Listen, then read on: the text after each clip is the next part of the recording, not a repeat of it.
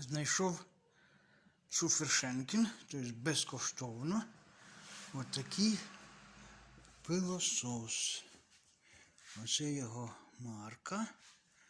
Тут все є.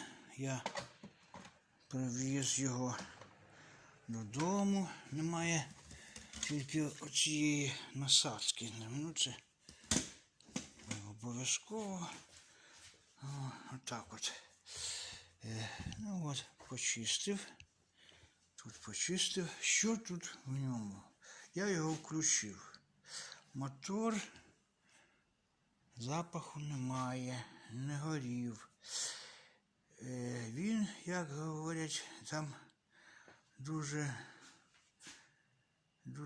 громко працює. Щось там, мабуть, таке, якась поломка. Ну, коротше, треба розкрутити.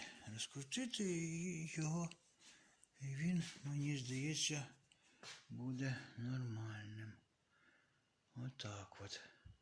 А то якось я підлогу оцим маленьким таким віничком спина болить. А тут я вже...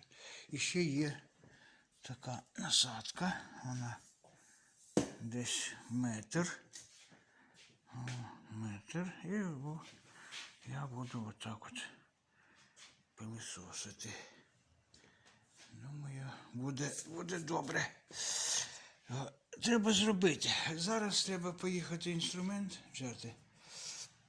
Там у мене вдома, бо я зараз знаходжусь у доньки. Донька поїхала у відпустку. Ну, отак от. Потім вже скажу, що з цього вийшло. Так, до побачення.